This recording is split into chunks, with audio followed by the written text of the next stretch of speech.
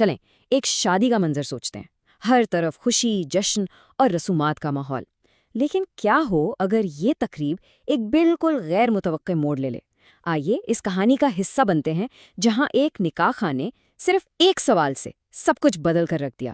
جی ہاں، ایک امتحان جہاں روایتی سوالات کی جگہ زندگی کی حقیقتوں پر مبنی سوالات پوچھ لیے جائیں، اور ہماری یہ کہانی شروع ہی اسی نقطے سے ہوتی ہے۔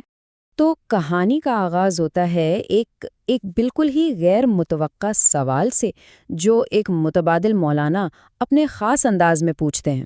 سوچئے شادی کا ماحول ہے، دلہے کے والد صاحب بے چین ہیں کہ نکاح جلدی ہو تاکہ ولیمہ شروع ہو سکے، اور زیادہ تر مہمانوں کو تو بس کھانے کی فکر ہے۔ لیکن جو نئے مولانا صاحب آئے ہیں انہیں کوئی جلدی نہیں، وہ آرام سے سٹیج پر آ کر دلہے کے پاس بیٹھ جاتے ہیں۔ اور پھر اس روایتی سوال کیا آپ کو یہ نکاح قبول ہے کہ بجائے مولانا صاحب کا پہلا حیران کر دینے والا سوال سامنے آتا ہے۔ یہ کوئی رسم نہیں تھی، یہ تو سیدھا ایک انٹرویو تھا۔ اب دلہا بیچارہ جو ایک رسمی جواب دینے کے لیے تیار بیٹھا تھا، اس براہ راست سوال پر تو بالکل ہی بوکھلا گیا۔ تیاری تو شادی کی تقریب کی تھی نا، شادی شدہ زندگی کی تو نہیں تھی۔ لیکن مولانا صاحب یہیں نہیں رکے، ان کا اگلا سوال تو اور بھی گہرا تھا، جو شادی کے ان عملی اور سماجی پہلوؤں کی طرف اشارہ کر رہا تھا جن پر عام طور پر بات ہی نہیں کی جاتی۔ اب یہاں سے کہانی ایک بہت دلچسپ موڑ لیتی ہے، جہاں مولانا صاحب کی ایک چھوٹی سی مثال، ڈرائیونگ کے سبق کی مثال، سب کو سوچنے پر مجبور کر دیتی ہے۔ تو دلہے کے والد اپنے بیٹے کا دفاع کرتے ہوئے وہی جواب دیتے ہیں جو ہمارے معاشرے میں بہت عام ہے، کہ انسان پر جب ذمہ داری پڑتی ہے تو وہ خود ہی سیکھ لیتا ہے۔ اس پر مولانا نے ایک بہت سادہ سا سوال پوچھا، گاڑی چلا لیتے ہو؟ دلہے نے ہاں میں سر ہلایا۔ کس نے سکھائی؟ دلہے نے اپنے والد کی طرف اشارہ کر دیا۔ بس مولانا صاحب کو اپنا نقطہ مل گیا، اور مولانا صاحب کا یہ جواب والد صاحب کی پوری دلیل کی کمزوری کو سامنے لے آتا ہے۔ یہ ایک زبردست طنز ہے جو اس فرق کو واضح کرتا ہے کہ ہم ایک گاڑی چلانے جیسی مہارت کے لیے تو تربیت ضروری سمجھتے ہیں، لیکن زندگی بھر کے رشتے کے لیے نہیں۔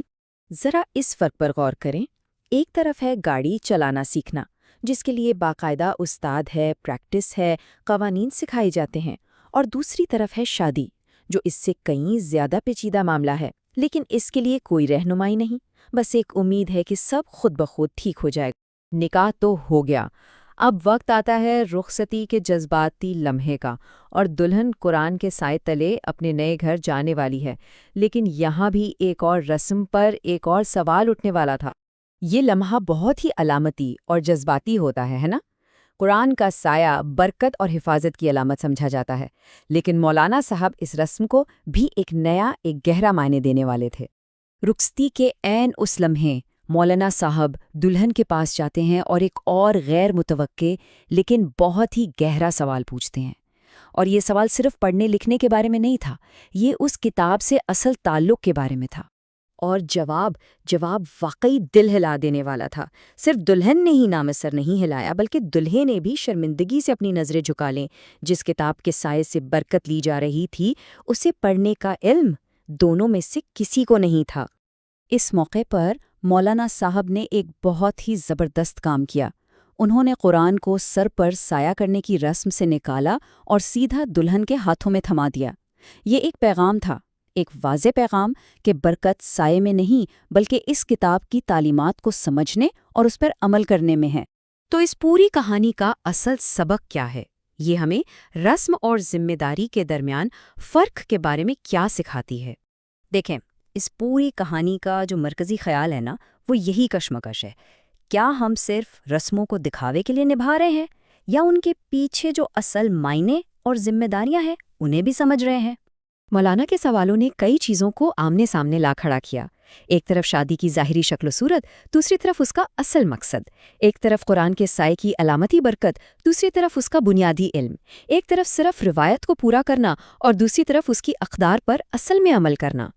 تو اصل بات یہ ہے کہ یہ کہانی صرف ایک واقعہ نہیں بلکہ ایک سبق ہے۔ یہ ہمیں سکھاتی ہے کہ زندگی کے اہم ترین رشتوں میں دکھاوے یا کارکردگی سے کہیں زیادہ ضروری تیاری اور سمجھ بوجھ ہے۔ اور آخر میں یہ کہانی ہمیں ایک سوال کے ساتھ چھوڑ جاتی ہے، اور یہ سوال صرف شادی کے بارے میں نہیں بلکہ ہماری زندگی کے بہت سے پہلوؤں پر لاگو ہوتا ہے۔ ایسی کون سی روایات اور رسومات ہیں جنہیں ہم نسل در نسل دہرا تو رہے ہیں لیکن ان کی روح کو، ان کے حقیقی معنی کو شاید کہیں پیچھے چھوڑ آئے ہیں؟